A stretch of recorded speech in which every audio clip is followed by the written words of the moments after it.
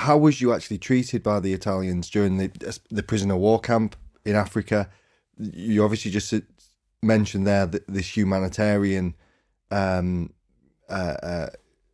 brief moment of time as well. Was there things like that throughout? No, he was unusual. The Italian guards were on the winning side at that moment, and they just made fun of us. They took the mickey out of us, and they were not they were not good at all. In fact, one or two stops along that road from Tabuk up to Tripoli, Benghazi up to Tripoli, German soldiers were better to us than the Italians. German soldiers who were going on their way down to the front at Alamein, they were better. Even would give out a cigarette or two. German cigarettes, Turkish, awful. But the Italians were on the winning side at that time, and they were cocky with it. It was a shame, but there are. So we got to Naples in pouring rain, but we went into a big navy place there, and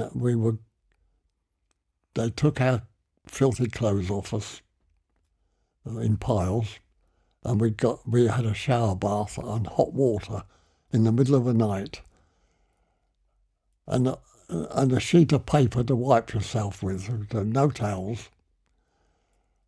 And we had to put our old dirty clothes on again. Yeah. And they took us outside in the middle of the night in the pouring rain with no clothes on because we couldn't find our clothes. They'd taken them away in heaps, and they were delousing them in a delousing machine. And we were outside after having a hot shower bath in pouring rain in a December night in Italy, in Naples.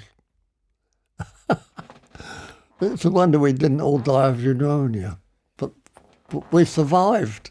What was the feeling like? Was it of suffering? What was the feeling like within the group? Did it slowly get worse? Morale slowly get worse? Were people feeling like it was British soldiers? The British Tommy has a marvellous sense of humour, and we sang songs. We insulted the guards in many ways, and made fun until we got our clothes on. And the next morning, those old army uniforms were taken away from us, our own things, and we were given Italian army uniforms of, I should think, about 1900, with pantaloons and puttees, and on our backs was big red paint triangle and PG, Prigioniero di Guerra, prisoner of war, and on the knees the big diamonds painted red paint, but they were warm, and funny little side hats. Yeah. They were Italian army uniforms of a bygone age, and we had those for about a month. But you was happy to have them? Yeah, and they were warm, you see. And a strange shirt. We were given the army shirts. Very strange. And then we moved up from... I went to 4 camps in Italy. We moved up to Italy, and the last camp was near Bologna, at a big camp, a barbed wire camp, organised by the Italian army. Poor rations, bowl of soup a day, and a little brown loaf, and roasted acorns formed the form that was the coffee. With a coffee essence into it. And we were very fortunate there. We had 1 or 2 International Red Cross parcels, one between 10 men. So we had 1 or 2 tasty little things. A tin of meat roll between 10 men. You only got a slice. Yeah. I mean, you showed me with your hands there the size of it. Yeah, it's the size of a small kind of kilo parcel between 10 people. I mean, 10 men. It was only like a shoebox. Yeah. And there was a bit of powdered milk in there,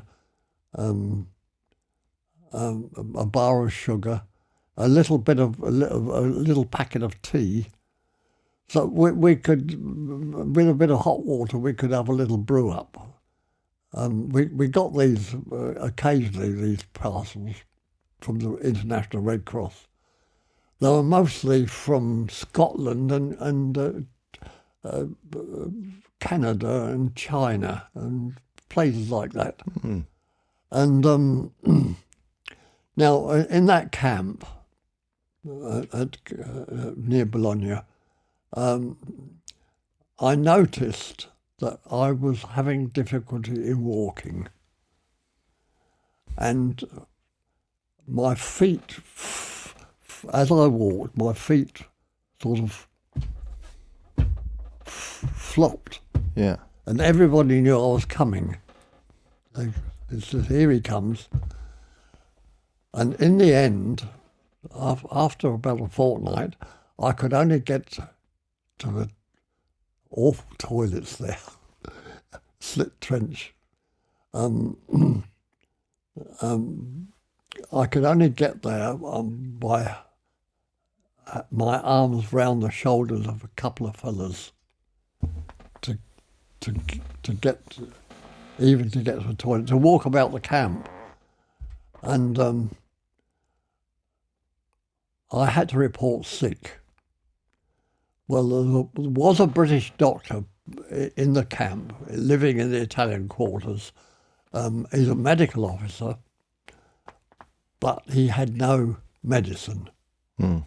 He had a thermometer, which he could tell you temperature, but he had 1 or 2 little pills, but nothing. He couldn't do anything. And I was taken to him, and he was quite concerned about my feet, and he arranged for me to be taken into the Italian garrison there, where the Italian soldiers were, because they had an MO. And when this little Captain Medico, when he saw me, he was horrified.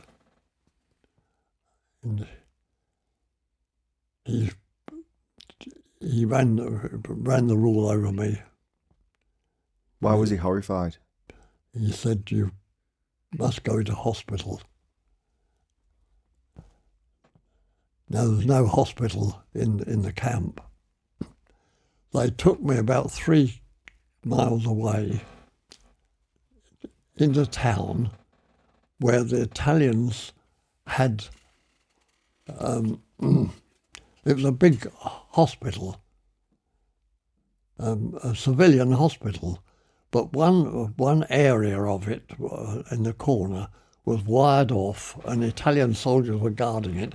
There was a ward there for about 12 prisoners of war under guard, 6 medicals, 6 surgicals. And they were busy the whole time, backwards and forwards from the camp. People with hernia, people with appendicitis, and all sorts of things like that. but also people suffering from heart trouble and things. And the medicals, and I was put in the medical ward because I was paralysed from here to toes and both legs. Your knee to your toe. I lost the use of my legs. And in the end, it was decided that it was through malnutrition, starvation. And an Italian army doctor was working, a young one, he was working in the big hospital, maternity and all that, there, all the civilians. But he came early morning and late at night into the POW base to see how we were getting on. And so he told me through an interpreter, after a day or two, he said, "Your legs, I've come across this before in Abyssinia, with our army in Abyssinia." And he said, "I've worked out a cure." Yeah. And he said, "I am quite willing to try it on you, but," he said, "I wouldn't do it unless you get permission from a British officer, because it might not work. But I have worked it successfully on one or two Italian soldiers in Abyssinia." So that British soldier officer was brought to me, and we had a discussion about it with the Italian. And the British officer said to me, "Well, I think you've got nothing to lose." He said, "You ain't going to walk again." And he said, if the war ends, you'll go home, you'll be in a wheelchair for the rest of your life. So you go for it. So I said I'd go for it. Now the treatment was chronic. It was painful. It was terrible. What was it? Well, I had some lumbar puncture needles when they stick in your back, about that long. But I had them put in the groins, in here, each side. Now, they didn't have any serum at all to put in there. But he got in touch with the International Red Cross. And they were in Switzerland. And they sent 2 files, about that long, of stuff which looked like mustard, yellow. And he pumped this into me, each side. I was in the lymphatic gland. And he said, "If this works in about 2 weeks' time, you'll feel something in your legs." And I did. What was it? What was it that went in? What was it that he pumped in? No idea. No idea. A vitamin or something like that, maybe? It could have been cyanide. But I've got a feeling that it might be something in the Novocaine, the sort of thing that dentists use. Right. But this was yellow. Now, one morning, I felt a tingling in my toes on one foot, and it was strange. And I found it. And now, at 6 o'clock every morning, 3 nuns used to come into that hospital and help to wash us. And on that morning I had that tingling. I said to one of the nuns, the young one, I said, "My foot is coming to life." Oh, God. She ran and got the doctor, and he came, and he stuck a pin or a needle in my toe, and I went, "Oh." He said, "It's working, it's working." And they had a celebration. They fetched the priest. The nuns were on their knees at my bed, and the doctor, the doctor, he was going balmy, and but in no time it was all round the world, all round the civilian ward that a miracle had been performed. Yeah. Tommaso, they all call me Tommy. Tommaso is working. Yeah. Oh, Deo grazie. Oh, it was, and gradually, the whole feet came to life. It was wonderful. Was you still skinny at this point? Was you still malnourished? Was you still malnourished? Was you still skinny? Was you still starving? Well, yeah, I was still skinny, yes, because we had no more food in hospital than we did in the camp. But the only thing was that we got it on an enamel plate. In hospital? In hospital, yeah. Presented differently? Yeah, because on one Sunday, there was a piece of meat on the plate. It was only about that big. The size of two fingers? There, on the plate. And I said to the nun, the one who spoke English, a young nun, I said, is this carne? Is this a dog? He said, no. Gattino, kitten. Oh. That was a joke. Yeah. I said, well, what meat is that? Non lo so. I don't know. Yeah. So, but, we didn't get any extra food in the hospital. But we did get some bits and pieces out of medical parcels that the Red Cross sent to the hospital. And there was baby food in it for milking mothers and things. So because we eat it with a spoon raw, get it down. Yeah. And B-Max, which looked like sawdust. Get that down. What is starvation like? Painful. God, your guts ache. But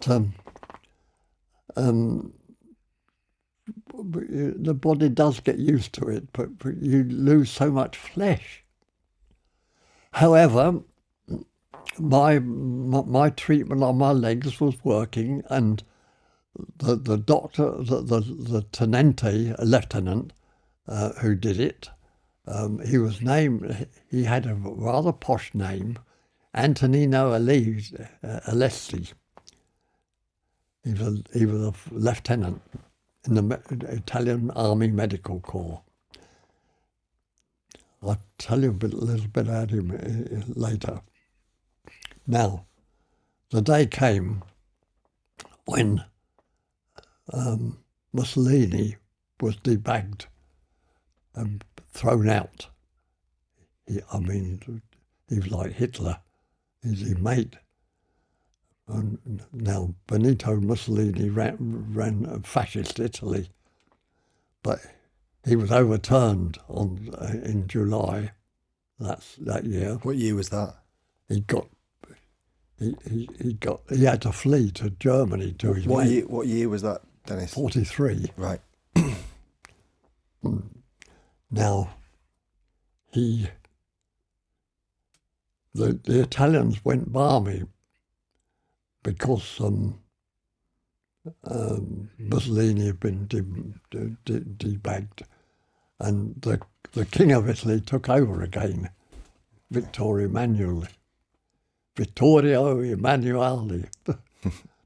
Now, they had a celebration that day that Italy went mad, and even the nuns made us a little cake out of chestnuts, not horse chestnuts. Yeah. They had no flour. They ground up some chibbies, chestnuts, and used that as flour. And they made a little cake in our ward for us to celebrate. But Italy went mad. And I went into the bathroom on two sticks. I was walking then. I went into the bathroom across the way, looked through the big glass windows out onto the road, and I saw a procession of people with flags going along the road, and all the Italians were all singing, and a horse was pulling the wagon that was, it was a big wooden tank full of around like a big cylinder, big thing, and it was full of the pumpings out of the toilets, like the drains. It was full of shit. And it was going along the road in this procession, all these people singing round it, but someone had written on the side of it, "Viva il Re, long live the King," on the shit cart. And I went and fetched the doctor, Leslie. I said, "Look," he said, "that is Italian humour." Is it? Yeah. Anyway, I was found fit to go back to camp. Now, something rather unusual happened. The Germans had entered Italy because Mussolini had been debagged, and they were afraid they didn't want the King of Italy to take over. He had already taken over. But Marshal Badoglio from the army had more or less taken over. And he was friendly with the king. Now, I had to get my clothes on again, and my old Italian suit and everything. And I got dressed up, and I had to go down to the porch to await the lorry that was going back to the camp to take me back to camp. And I stood on the step, an Italian soldier that side of me and a German soldier that side of me, waiting in case I ran away. And while I was waiting there, those three nuns who'd been nursing us, helping us, they came down and they pushed the Italian soldier away. And they stood next to me. Two of the old ones, they pushed the German soldier away. Two of the old ones stood that side of me, and the young 18-year-old nun stood this side of me. And she was fiddling with her scissors. She had the scissors on her belt. And she was cutting away at something. And she put my hand over and she clasped something in my hands like that. Now, for an Italian woman at that time to be holding hands with an English soldier prisoner was strongly verboten.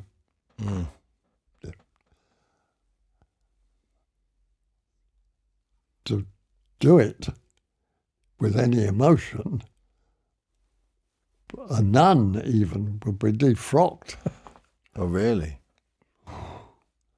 But she was holding my hand there, and there was something in there. When I opened it, it was the crucifix off her belt. Amazing. With a piece of blue silk. I wish I'd brought it along. I've got it at home. Oh, you've still got it? Yeah, I've got it. I said to her, you take it. You might need it with the Germans here. She said, no. You have it. She said, you might need it where you're going. I said, am I going to Germany? Yes, she said, he's going to take you.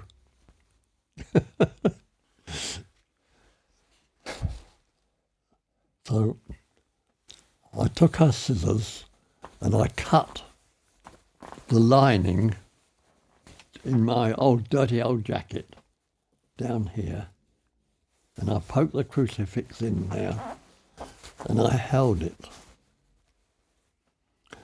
And for the rest of my POW life, for the next 2.5 years, 2 years, I was, well, we were all searched morning, noon and night by the Germans. You had to fling a jacket open. And I did it, and never once did a German soldier want me to open my hands. They missed it. I was holding the crucifix. It's in my bedroom at home. I got it home. And I said to that little nun, I'm sure you'll need this more than I. No. She said, no. She said, wir sind alle Kinder des Gottes. We're all children of God. I said, him and you, and the German soldier. He said, yes. We're all children of God. I said, so I have this. And I brought it home. Where did you go from Italy? So you was in the north of Italy. Yes, we went by train, cattle trucks. We went by cattle trucks up to the Brenner Pass, and we stopped in an air raid in the Brenner Pass at Bolzano, and we found that we could lever part of the floor of the truck up, and several of us got out on the track. We're in the middle of an air raid, in the blackout, and the German the platform was covered in German soldiers moving down south, the regiment, and they had dogs, and they got wind that prisoners were getting out of the truck, so they'd put the dogs on us. Oh. So we had to get back in. Instead of 40 of us being in there, they piled us in trucks that had got the floorboards up. So we went for the rest of the way, 80 in a truck inside. That wasn't very pleasant because there was no means of relieving oneself. We arrived at Munich in a bit of a stinking state. Did you throughout this, how long had you been prisoner of war now? About 6 months? More?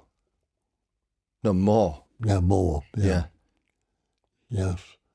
But at any rate, we moved on from Munich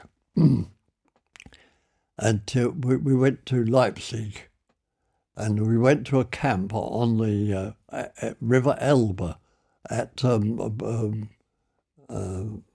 Torgau. That's where later in the war, where the British, Americans, and the Russians met.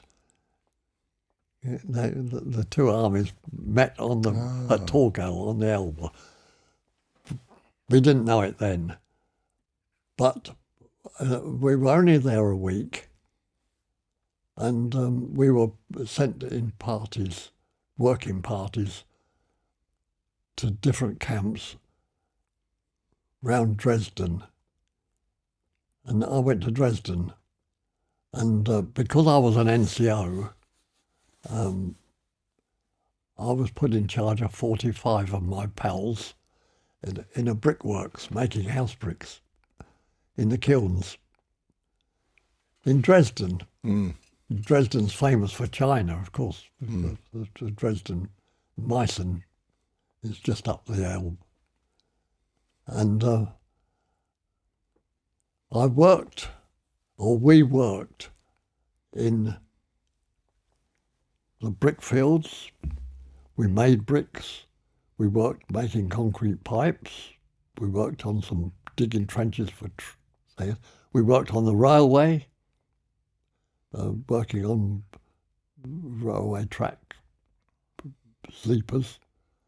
And we worked also in the railway unloading sacks and sacks of parcels and mails for the German post office and redirecting them to different trucks for different trains going to different parts of Germany. And that's where we changed some labels over so that a truck full of parcels due to go to Cologne would land up in miles away. So we got rumbled in that in the end, and the threats of shootings and whatnot. Is that because that would have been classed as sabotage? Oh, it was, yeah. It was a terrible sabotage. And then the Germans used to shoot sabotage, didn't Oh, yeah. But we had thumb prints taken, you see. And they found out there was some of these sacks arrived in the wrong place. They found on the labels fingerprints, and they tracked it back to Dresden. Ugh. But they didn't track it down to individuals.